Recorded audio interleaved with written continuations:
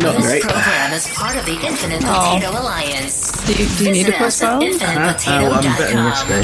I can actually open my eyes without my head thumping. I'm sorry. I'm blaming this on work, 2 parts, and blaming it half or 1/3 on maybe a spliff I had on Saturday night, which made him in spots. The joint I had a Saturday night probably wasn't the smartest thing, but I'm Shane Thomas, and this is Analysing Doctor Who, and I'm joined today by Ro Karen and Jenn Allen, and we are in week 2 of the 60th anniversary special episodes. So today we're going to look at Wild Blue Yonder, and an apology in advance, I currently have the flu. So if by the end of this you think this is the worst episode of ADW you've ever heard, that's the reason why. Or at least that's the excuse we're using. And if you have any thoughts about what you're about to hear, or even just my flu, you can email us at analysingdoctorwho@gmail.com. That's analysing spelt with an S. So if we start on Wild Blue Yonder, Jen, if you could give us your rating out of 10 for this episode. I'm going to give it a 6. And Karen? I'm going to give it a 9. Okay. I'm also giving it a 6.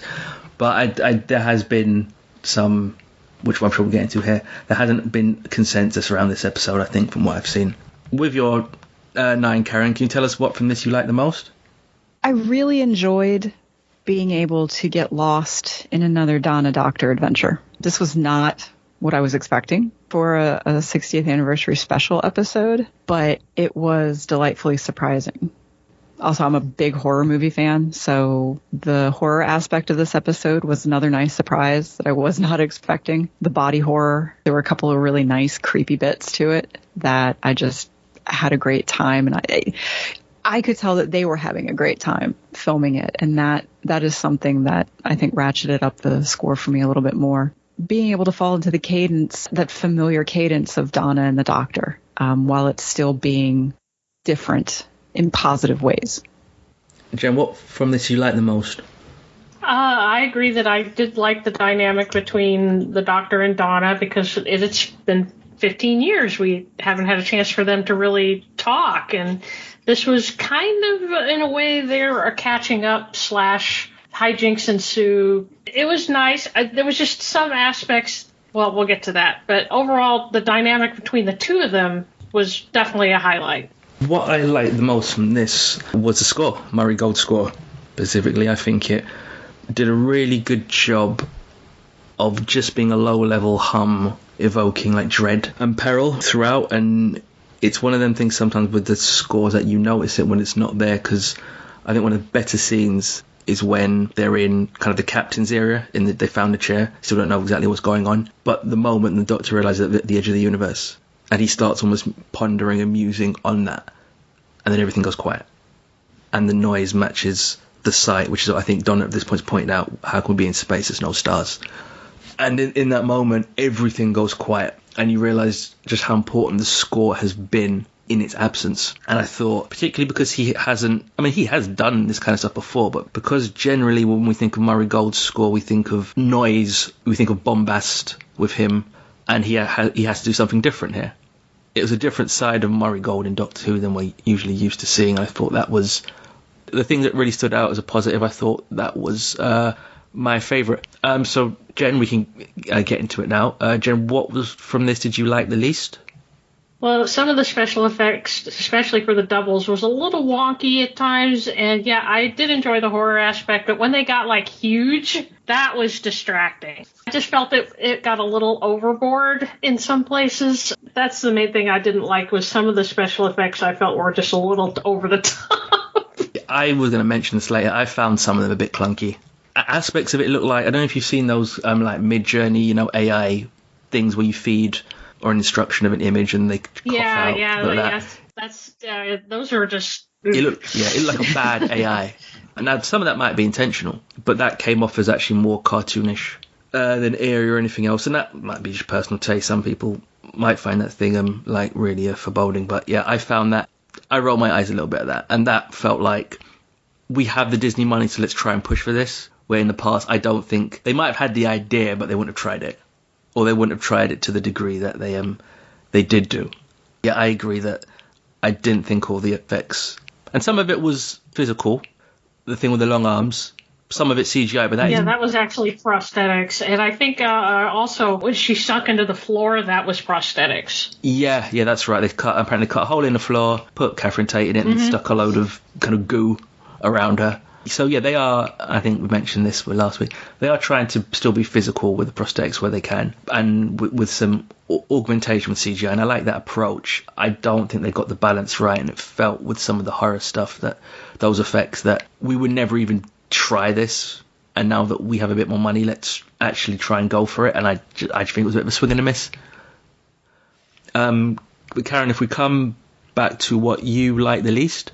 I think falling in line with the dichotomous messages throughout this episode, the thing that I liked the most was also the thing that I liked the least, is that it did feel like a regular episode. It didn't feel like an anniversary special episode. And I agree. While it was fun, and I had a great time watching it, I had a great time falling back into that groove of Donna and the Doctor. At the end, I kind of stepped back from it, and I was like, well, that kind of played like most middle parts of trilogies play, where they serve the purpose of bridging from part 1 to part 3, but were they really necessary? Were they fun? It didn't live up to what I was thinking in my head, because especially with the bombastic first episode of this special trilogy, I was sort of waiting for something along that line, and to have something so intimate and so personal between the Doctor and Donna. Again, I'm not complaining about it. It was a great episode, in my opinion, but yeah, it wasn't what I was anticipating. I mean, that didn't bother me, but I agree that if this would have been a full series, like this could have been episode 5 or 6 or 7. This wouldn't have been episode 1 or 2 or 9 or 10. I actually thought that about the Star Beast as well. I think either of them felt like episodes you could have put mid-series in a Doctor Who. That actually isn't something that bothered me, but again, that might come down to audience expectations, and we'll get into that further in a minute. The thing actually I like the least from this is to do with this episode specifically, is for the first, I'm just going off memory here, maybe like 15-20 minutes, it's all build before we see these evil clones, these evil doubles. And I felt, despite Murray Gold's score, I felt he succeeded in his department, but I didn't feel the consistent sense of dread before we got to the monsters. There were moments that you get the constant shots of, like, from through air vents and stuff. It's as if Donna and the Doctor are being surveilled by something or someone. But there's bits that are just, they felt very, very flat and very, very everyday. And there was no frisson of something's coming, which I think you need for this to work. And it's part of the reason why I gave it 6. I did like Wild Blue Yonder a little more on rewatch, but my general feelings on it are the same after watching it once and watching it twice. There needed to be almost a bit more fizz before we got to the uncorking of the bottle, so that you're gripped even though nothing's actually happening. My main feeling I came away from this, I was like, the story, like just as the plot, that felt better suited to like Stephen Moffat or even Toby Whithouse. And I kind of think what they would have done when I think of episodes they've done, like Silence in the Library or The God Complex or The Empty Child or of course Blink. I look at those two and I'm think, if you've given that to them, and again this was episode 5, 6 or 7 of a normal series, I think they may have done a slightly better job with it, particularly as opening 20 minutes. And I don't think they'd have leaned in towards a cartoonish. I think they would have tried to make it as scary as is permissible within an episode of Doctor Who.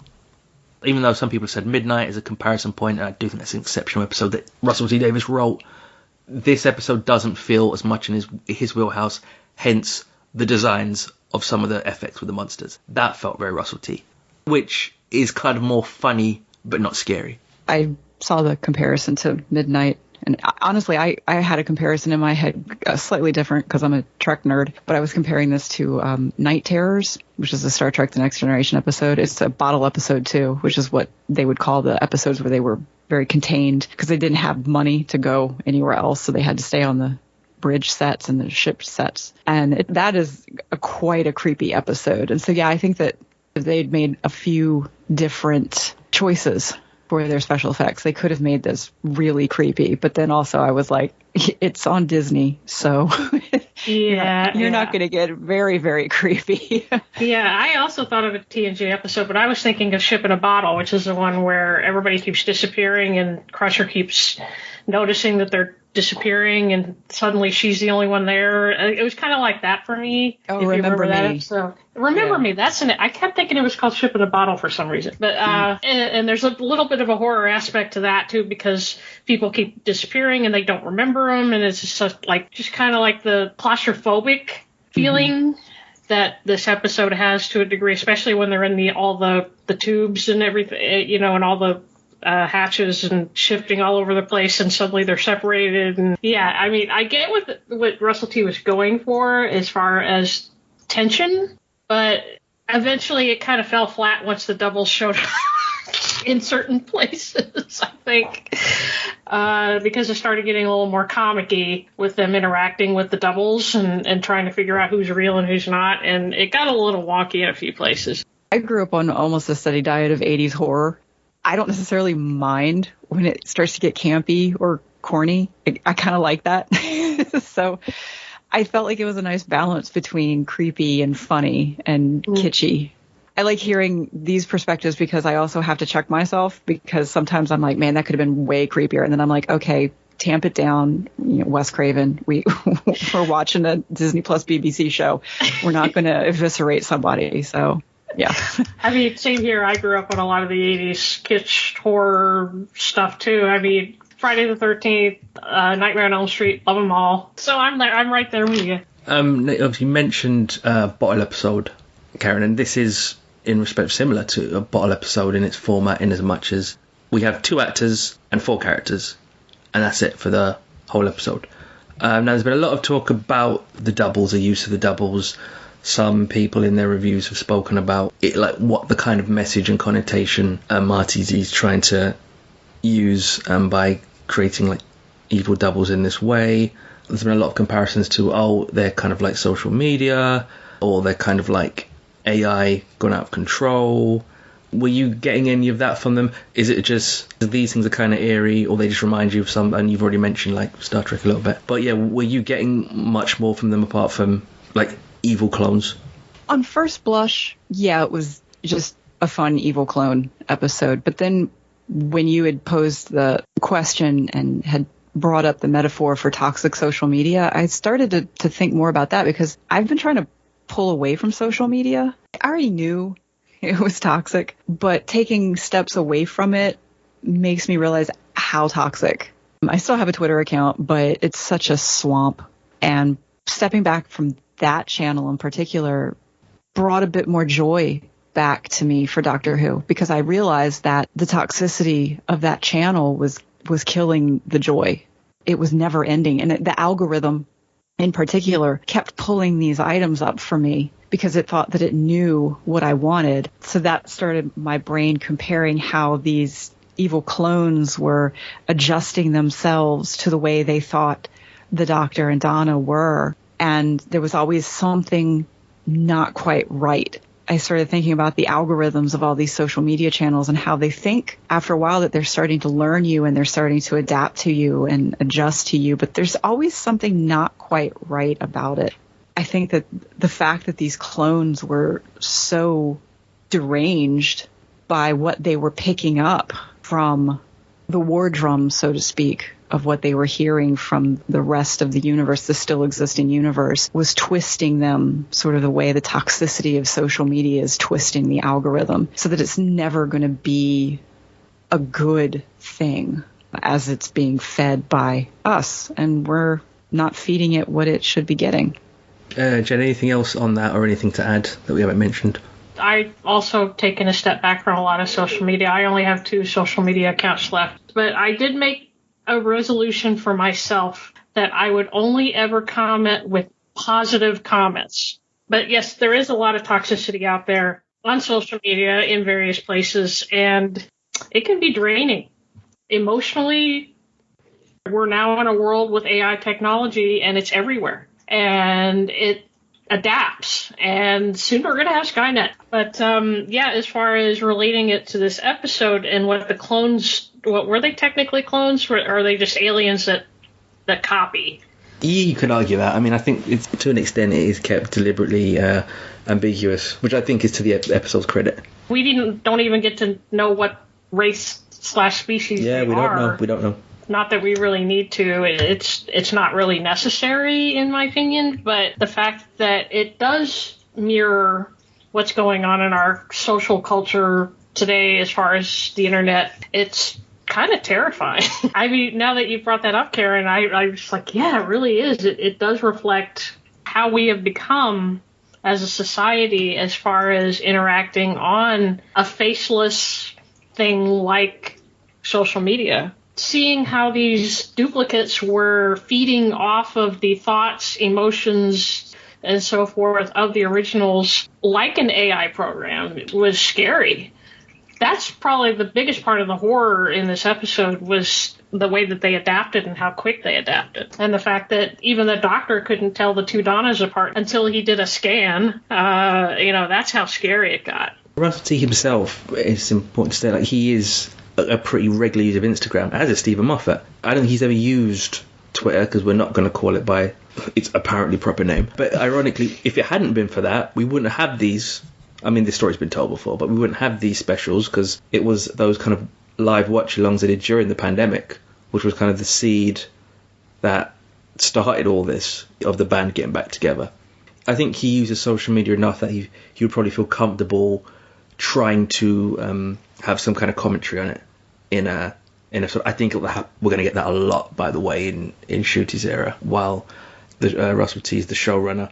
And as many have said, that they not only are they feeding off real people, they actually tend to be feeding off like things like hate and resentment and malice and jealousy and nastiness. That's the things they're singling out. That's the things they're latching onto, which is why the doubles themselves are so malevolent, because that's the stuff they're taking on and then using to try and be like a simulacrum of the real person. Like, you could argue another real world thing I didn't mention, but the doubles themselves, in terms of what their plan is, they're literal fake news. And as I said, the copying, like, it might be on the official Doctor Who podcast where someone suggested that it's just a theory, by the way, because we don't know what these beings are, that it's actually the same species or the same being from Midnight. And yeah, when I first watched Midnight, the entire time it was like, oh yeah, there's this thing, I don't know what it is, but the Doctor figures it out. This time, the Doctor doesn't know. Do you think they're the same species? They could be. It feels similar, doesn't it? Yeah, I hadn't thought until you just said, but actually, formless. Yeah, something, we don't find out in Midnight what's banging, and what I love, we don't find out quite what those entities and are. And they take the form of Silvestri, don't they? Yeah. They'll absorb, they maybe absorb it's their a minds. sequel to Midnight, Rise Up Midnight Hive. I like it. Ooh, that is a possibility, considering how long they've been out there. Oh, yeah. Yes, and same writer, and it's never explained, and I prefer it to stay that way. I think it's a fun theory to have that we can never have, like, confirmed or refuted. But, I mean, a more simpler interpretation I thought watching this is, because in our last week, Emma brought up the notion of nostalgia and how far can you take this, and that's, to an extent, what these 3 episodes are, before we get into the actual proper return of Doctor Who. The idea of this version of the Doctor and Donna, this evil version of them, that the Doctor and Donna are almost cannibalizing themselves. Now, one other issue that came up, I hadn't realised this, maybe because I've tried to avoid knowing too much. I'm doing the same with The Giggle coming up for this weekend, that there had been very little released and very little said, like very little material news about what's going to happen while Blue Yonder. There was actually very little, deliberately very little released. Russell addressed this on the official Doctor Who pod, and why. You see, we kept this programme secret. We kept the plot of this secret. It's probably leaked by the time this gets here, but we kept this very secret. I think that might have had an unfortunate effect. I think everyone's expecting Matt Smith and Peter Capaldi and the ghost of William Hartnell riding on the back of the Garm on board this spaceship. Whereas actually, I kept this secret for a very simple reason. Partly because I think it's nice to keep some episodes completely secret, but also because this is actually the simplest one of the lot. If you describe this episode, so they arrive on a station and they arrive on a spaceship and they meet evil versions of themselves. That's it. I mean, with a Star Beast, you could sort of say, oh, well, the Meep turns out to be evil, and actually that's about Donna. The other episodes are more complicated. This is so simple. That's why I kept it secret, but I wonder if that's had an unfortunate effect and made it disappointingly simple on its broadcast. And some, I always want to make sure we're being specific here. Some, not all, I think some fans kind of felt let down, disappointed, and felt they'd been like sold a false bill of goods. So Jen, first, did you have any idea of this hype leading in, and did you feel like that after the episode? I actually did not, because I try to be spoiler-free as possible when going into Doctor Who episodes. So I didn't read any of the promo stuff beforehand. So I didn't know until after I watched it, because then I went and and I'd start reading stuff. The fact that they had redacted on a lot of on the cast promo, whatever, and they didn't really show any pictures except some pre-CGI shots and everything else, which, obviously it didn't have the background, so you didn't know what was going on. And I kind of understand why they did that, to try and keep it as spoiler-free as possible, considering the subject matter. Because if they showed doubles, there you go. So they couldn't even show the cast, the two people who played their doubles, they couldn't even show that. And the cameo at the end, they couldn't even show that, which I'll talk about that later. So, going in blind and not understanding why people were upset, I'm it was to keep it as spoiler-free as possible. I can understand their frustration, but in the end, does it really matter? I would agree. I mean, whatever issues I may have had with this episode, this is not among them at all. I have zero problem with that. And my general take on this is, as long as you're not being promised something that you didn't get. So an example, again, actually with RTD, is the notion of Donna's series 4, Donna's actual series, where in the final 2 episodes in Journey's End, where there was talk about someone's going to die. And in the episode, the Dalek Sect, the one who goes good and apparently has lost their mind, talks about one will still die. And that was Russell's plan, because he writes about this in The Writer's Tale, and then he didn't kill anyone in the end. And the way they tried to get around it was the person Donna was when she had her memory wiped, that person is now dead. And that, it didn't ruin that story arc, but I was just like, don't promise someone's going to die. No one asked you to do that. You don't have to do that. But it's not like we were promised something here that we didn't get, or there was any kind of allusion to something we didn't get. As you say, Jen, there was very little shown. But then if you think about it, what could you show that wouldn't have just given it all away? Exactly. There's not much you could do. So just a couple of stills of them on the spaceship, and we saw that robot a little bit of that robot. Okay, that robot's going to be important, which it was. But because there's so little material in there, I don't know what you can show. Even if you don't agree with it, I think one should be able to understand why. Karen, were you free of all the hype coming into this? I was blissfully ignorant as to what this was going to be about. The only thing that I knew was the title of it. When I did finally read a couple of articles about people being disappointed because it wasn't the Dr. Palooza that they all thought it was, I had actually just read an interview with Peter Capaldi where he was basically saying why he's never going to come back to Doctor Who. Which he said more than once, by the way. Yeah, so I was like, why were you expecting Peter Capaldi? He's been very vocal about the fact that he's not coming back. So same with Eccleston. He's never doing it again either. It doesn't mean never. I would never say never where the show is concerned. Oh yeah, that's fair. But he's made a point of saying exactly. Yeah, you can't say, well, I thought he'd be here because he said he'd never be here. Yeah, that's not how that works. Exactly. That's then on you. That's not on them. So I would love to see him come back, but also I get it. I get it, and I absolutely respect it. Same thing I did a Christopher Eccleston rewatch, and damn, I loved those episodes and thought he was a great doctor. But again, I get it. You don't want to do it again? I'm not going to be sad because I've got all your DVDs downstairs and I can boot them up anytime. So, yeah, I was completely ignorant about this episode and was almost 100% pleasantly surprised. The things that you guys have mentioned as issues with you, yeah, they registered, but I just kind of let it go. I think, again, because I've refound joy in the anticipation and sort of that joy of the unknowing anticipation. So I sat down and I watched this episode and I was like, shit, that was fun. That was really fun. And the poignant parts got me exactly how they were supposed to get me. And the goofy parts, maybe some of the things that I considered goofy, maybe they didn't consider goofy, but I understand more and more that ignorance can be bliss in the right ways.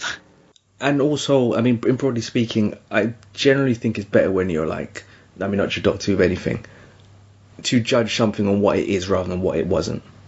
So, like, one of the things, this is on a rewatch I got with this, and I think it's definitely the case with Tennant's Doctors, and with a lot of the Doctors, but I think it's very clear with Tennant's Doctors, is that the Doctor cannot resist the law of the unknown and undiscovered, which was a big part of Midnight. And initially, obviously, they're by the TARDIS and they're like, well, let's go see what's going on. And they see, they don't realize it's a robot, they see something in the distance, and Donna's like, should we? And Doctor's like, but yeah, let's go. Yeah, and to a lesser degree, Matt Smith's Doctor was the same way. I mean, that was a good bit when they're facing them in the cockpit with the glass between them, and it's like, okay, so we can't think right now.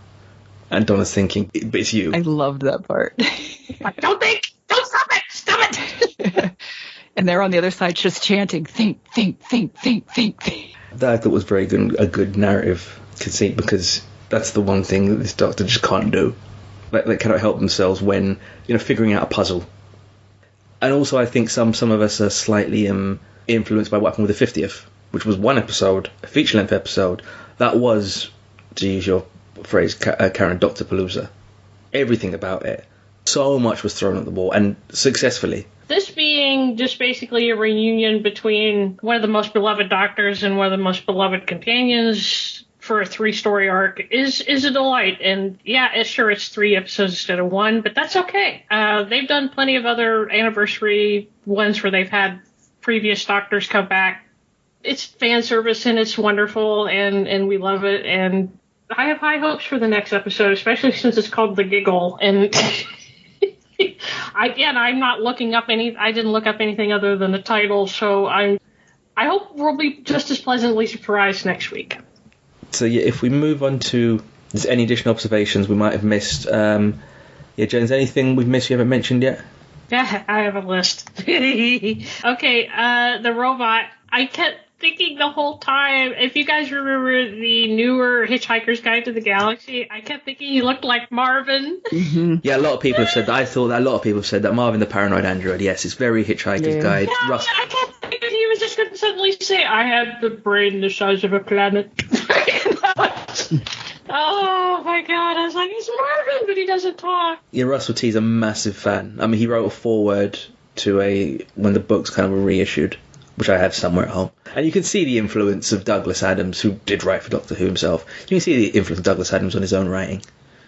Okay, so there's that. Seeing Bernard Cribbins again, I was in tears. The final time. Yeah, because, he passed away shortly after they filmed that. And I kept thinking the whole time, I was like, didn't he die? It's like they filmed this so far back that he was still around when they did it. So I read that he was in such poor health that he was only in just enough health to do that scene. Because they kept talking about him in the first episode, like present tense, like, oh yeah, he's still around. I'm like, you sure? But then when I saw him at the end, when we all saw him at the end, I was like, oh!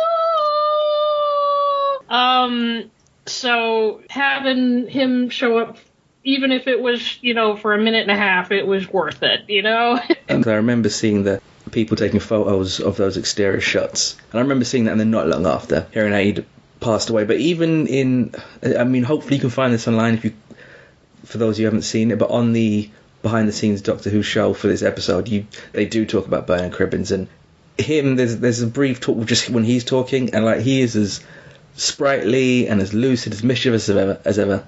Just that twinkle. He was a magical human. David? Oh, who? Oh, David, yes. Well, you like that sort of thing. Naughty. Can I be naughty? I haven't retired. It's a dirty word. I'm just not chosen as much as I used to be, because I'm 93, Maybe, definitely modern, who I won't say the whole show because I haven't seen enough of it, but maybe like the purest person that's ever travelled with a Doctor.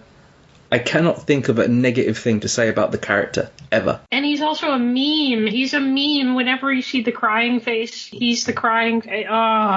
He was such a delight to see, and it was just, I teared up. I seriously teared up.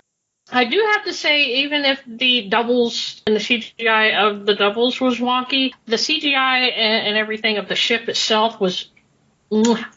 It was first class, and they said that because of the fact that when you see the captain floating outside the window and the fact she's kind of horse-like, they were trying to make the controls similar to that. That's why they're all hexagonal and everything. So that attention to detail was very nice that they went to that extreme. I don't know about the language specifically, where they thought of for the language, but apparently they said it's a graphic designer who comes up with it, and we kind of make it up on the fly. Hooves. So what would the language look like? What kind of shapes could they create with their hooves?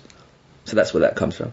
I thought that was just fascinating that they went to that extreme. The ship itself was beautiful. All the design of the hexagonal shapes, the controls, the fact that all of the corridors were just small enough to be claustrophobic, which was probably intentional. And then last thing is that one scene where Tennant just falls.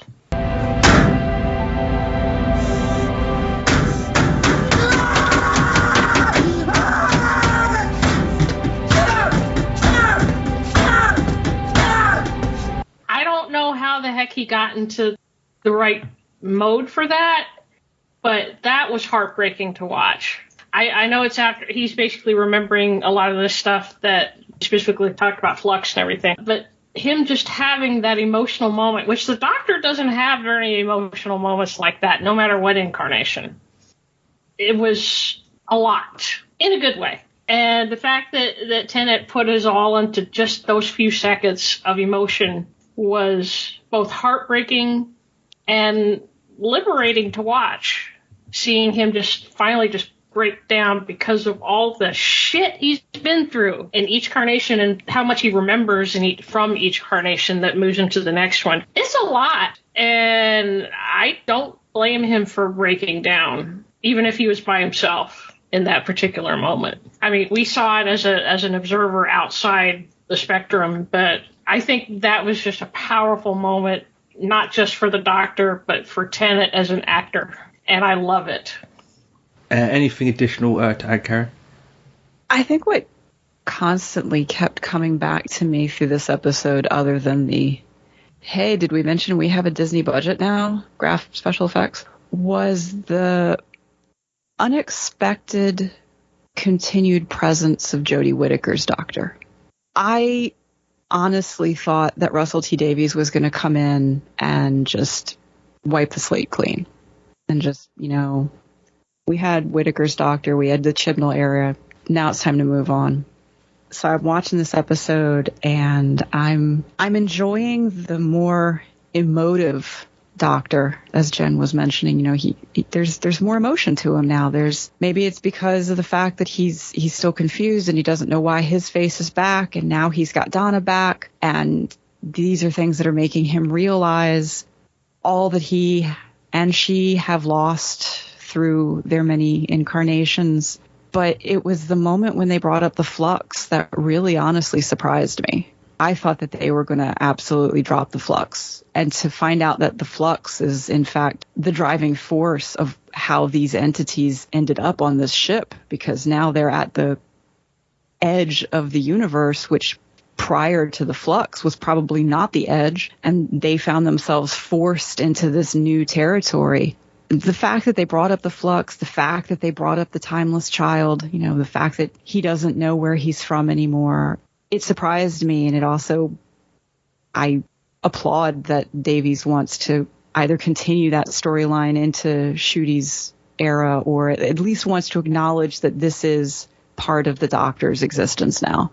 But I really enjoyed the Whittaker presence in Tennant's performance, whether it was intentional or whether it was subconscious. The fact that, we had these scenes where at the beginning when Donna realizes that the TARDIS has left them, and it hits her that, her family is so far away, and she says, I need to get back to Rose, and just watching the Doctor take her hand and kiss it and hold it against his chest. Those aren't things that the Doctor does typically. And then at the end, when they're sitting on the floor of the TARDIS and he's just holding her. Yeah. And just both of them decompressing from that horrifying moment where he took the wrong Donna and had to hurry and go back and get the right Donna. And just that moment, I think, held so much. And probably because I'm such a Whittaker fan, you know, a 13 fan, I read into that moment of, you know, is he thinking of how he never allowed himself to be like this with Yaz? Mm-hmm. You know, she drew that line as 13 and just decided not to cross it. And here he now has a second chance with this companion he loved so much and had to take so much away from her and was able to give back to her. Mm-hmm. And so all these things was connecting in my head. Maybe I was the only one, but I really loved that continued Whittaker presence in his performance. And there's even a moment where when they first land on this weird ship and, you know, he's like trying to figure out where they are and he's bouncing and he's like, I think it's a spaceship. And you know, Donna's like, maybe. And then he scrunches his face. Yes, I did notice that. And I was like, oh, that's such a Whittaker scrunch. And I was like, was Whittaker impersonating him when she was the Doctor? Or is he now impersonating her, impersonating him? But just that moment where he scrunched his face and he was like, let's just go take a peek. And the intonation and the expression and just everything about that, just that really short moment made me think of Whittaker's Doctor. And I enjoyed that aspect. And if it's just me reading into it, that's fine. But it just brought a whole new level of enjoyment for me to an episode that I already liked. One thing I did want to mention, because Jenn touched on it and I forgot to mention it, is true that the production design of this is very good, I think. The physical things, I think it's very impressive. I think it's a positive sign for where the show's going to go. This show still does not look like something you would see from Star Wars or Marvel. It still doesn't have that money. I think sometimes we made these jokes last week about, you know, Doctor Who's basically won the lotto. It hasn't done that, but you know it's had a raise. It's had a raise. You can see they're spending a bit more, but it's not like the show is unrecognizable from Doctor Who past. The same way that 2006 Doctor Who, obviously the production values were much better than Sylvester McCoy's era. But the show still felt like Doctor Who, and this show, I think, does still feel like Doctor Who, and I don't think that would change at all. And you mentioned the final appearance of Wilf.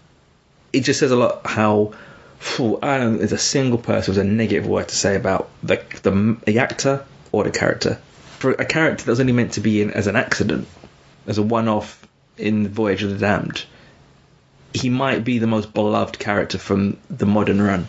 Oh, yeah. I don't know anyone, and I include myself in that.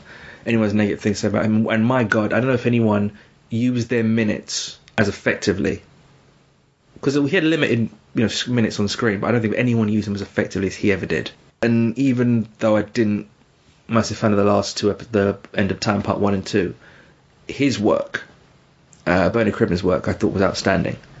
And as you said, Jenn, it was like 90 seconds or so in this episode. Something like that. It was pretty short. It was, but those 90 seconds were they were perfectly Wilf. They were all Wilf. Everything about him was Wilf in there. If he felt as present and as vital and as relevant as he did when we first saw him.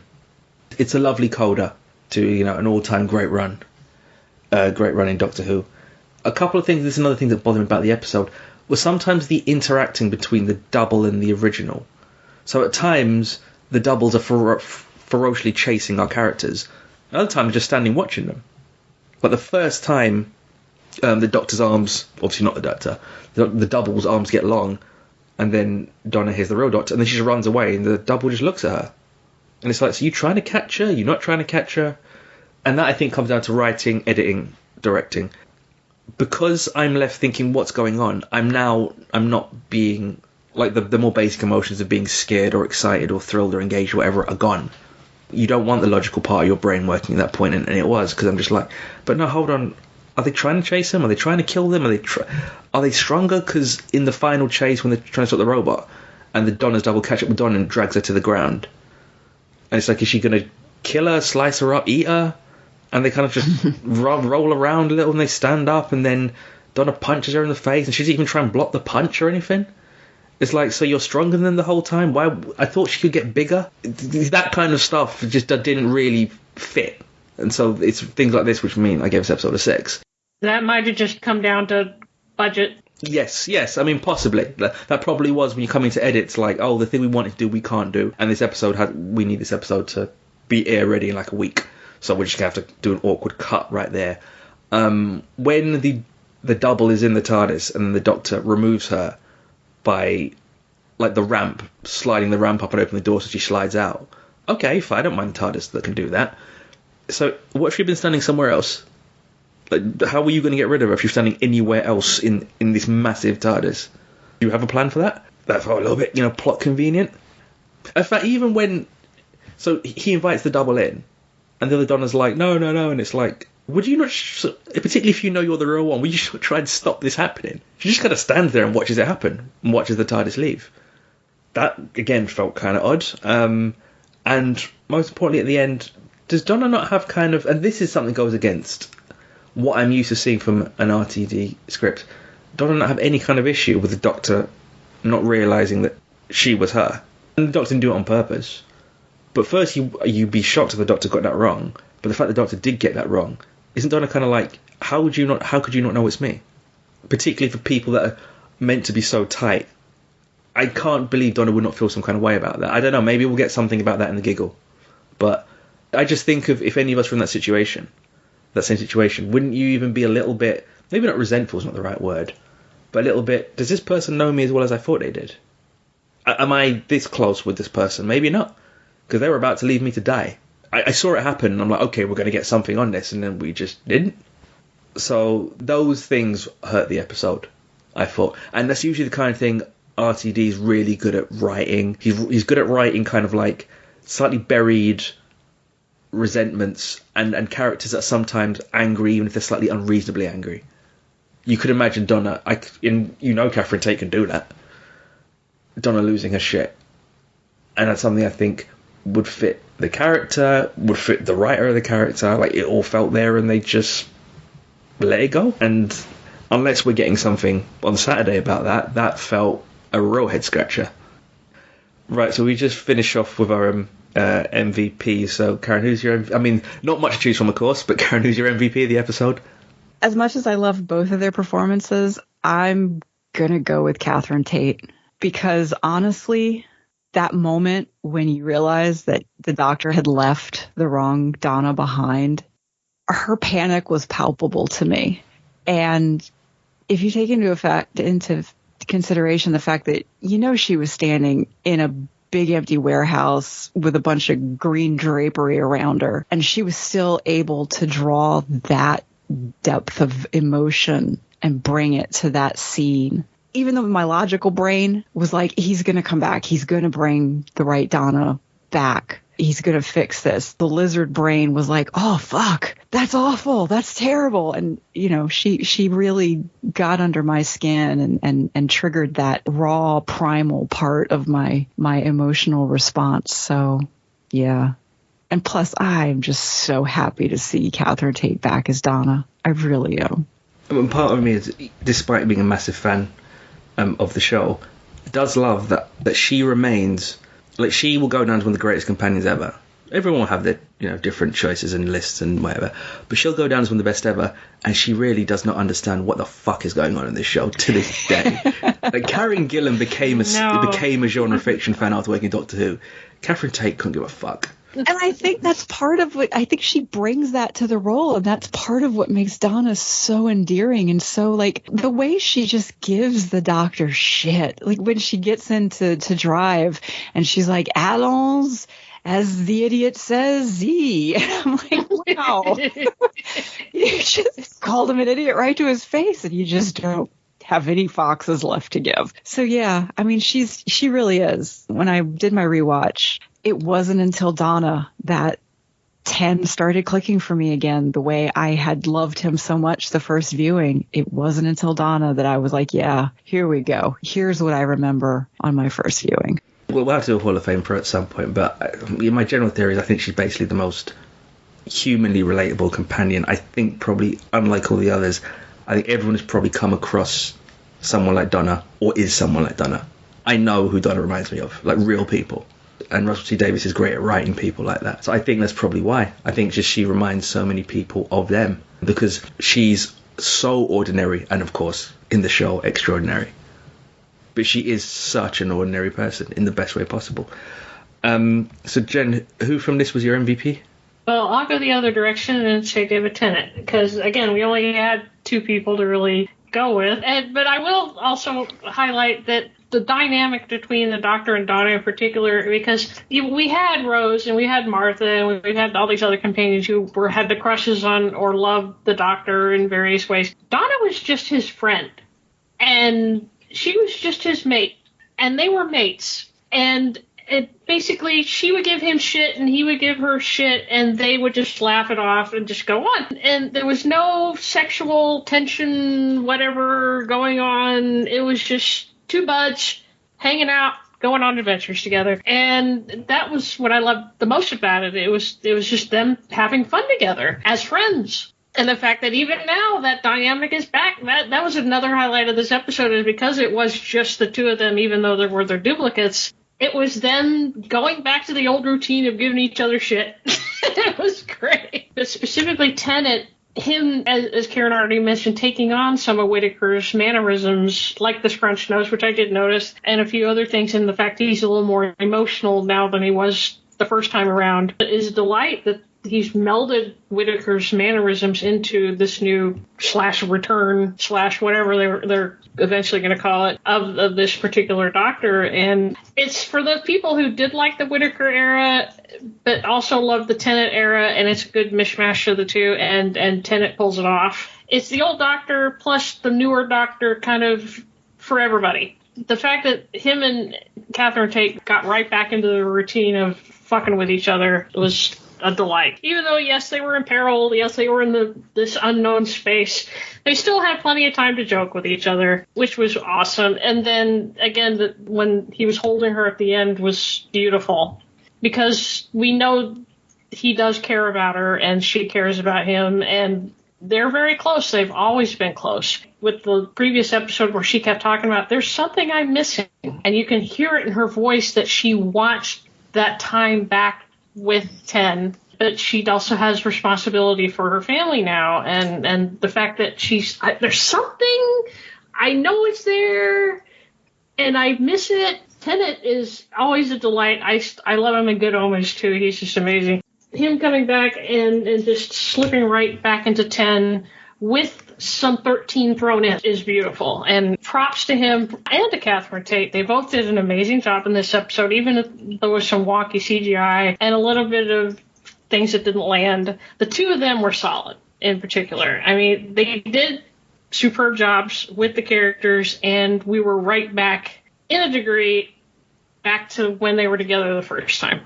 I would say he's probably the best actor to ever play this character, and he is also my MVP for the second week in a row. I hadn't noticed the Jodie thing, but as you say it, Karen, I am definitely inclined to agree. In terms of are they imitating each other, I think the answer is very likely. There's been no confirmation, but I would not be surprised. They're very good friends, they've worked together before, and it would make sense. And Tennant himself is such a fan of the show, it is kind of axiomatic that he would want to kind of show a kind of continuation from one into the other in that way, particularly because this is going to be such a short run. So that would make total sense. And it also would, because this Doctor has been, and this isn't the 10th, this is the 14th. They are similar but not the same. The 14th has been influenced by what's happened previous. And as far as the 13th, aspect of the 13th Doctor, then aspects of the 14th make sense. So going from last week, the Doctor saying, yeah, Donna, I really love her. Oh, hold on, is that who I am? And then this week with Isaac Newton. And another thing to notice, and he's more tactile. I mean, someone pointed out that when he says to Donna at the end of the Star Beast, oh, I'm so glad you're back because it killed me, it killed me, it killed me, which is a kill for every time he regenerated since. Might be coincidence, but obviously the internet and fans do the good part of the internet. And the fans do as we do, and like trying to see if there's something in there. And we should state, I think most people knew this already, but to remove any ambiguity, the idea of Russell T Davies just eliding the Chibnall era is not happening, and I thought was never going to happen, regardless of what people may think. And when I say people, I mean this podcast in particular. Chibnall is wrote for Russell's era. I wouldn't rule out him doing that again at some point. Russell has nothing but positive to say about Chibnall. So this isn't like, oh, we have Doctor Who and we're just going to forget that it ever happened. They're not doing that. Davis has no issue with the Timeless Child storyline, no issue with the Flux storyline. He's not going to just remove it and excise it from Doctor Who legacy. It's part of the history. It happened. They're not going to, at least not while it's under his tenure. That's not going.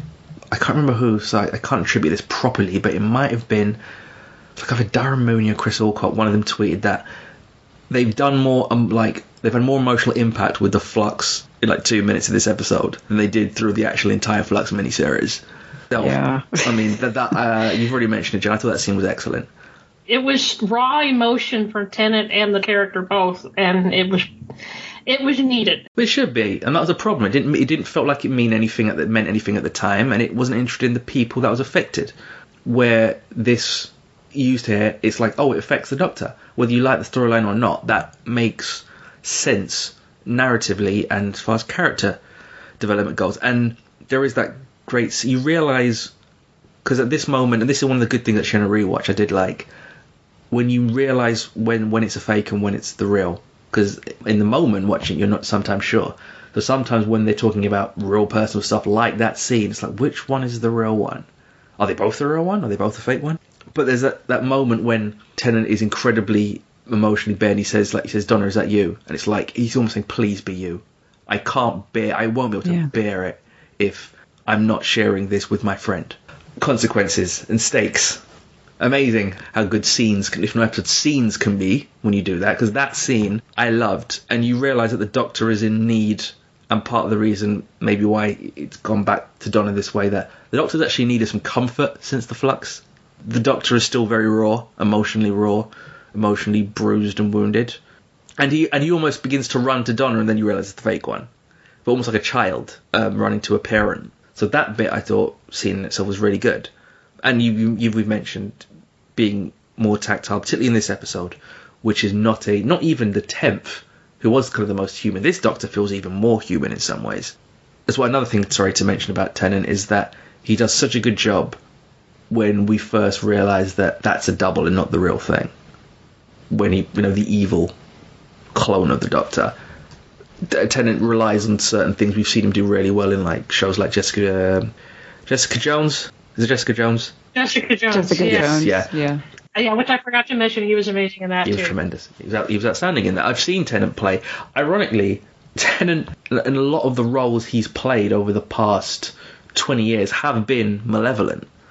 The big exception, obviously, being Doctor Who. But many other things I've seen him play, he doesn't actually play heroes that often. But just the one he played is such an iconic one, and he plays it so indelibly that's to what we think of when we think of David Tennant. But he can play nasty and malicious really well, and those moments I thought he was more effective. Not that Catherine Tate wasn't, but I thought he was particularly effective, particularly when he transitions of being nasty and malicious. I'm sure for him he loved it as a piece of acting. It's the kind of thing I'm sure an actor loves. I get to do so much. I thought Catherine Tate was very good. I thought Tennant was again outstanding, and it's a great bring a proper code to his run. And we're remembering that this Doctor, which is what makes Saturday so interesting, this Doctor is still discovering themselves, and maybe by the time they do, they're going to change again. So, oh, this is who I am now. Oh, this is who I am now. Oh, am I like that? Am I? It's like, you ain't going to be for much longer. So that's very interesting in this run of seeing how, like any Doctor does, gradually find themselves when you don't have the time to find yourself. Okay, so yeah, if you have any thoughts on what you've just heard us talk about, you can email us at analysingdoctorwho@gmail.com, and we're also available at Twitter and Instagram at analysingdw. But otherwise, Karen and Jen, thank you for both being here. Thank you. Pleasure. And thank you for listening. And we will be back to analyse the giggle. Until next time.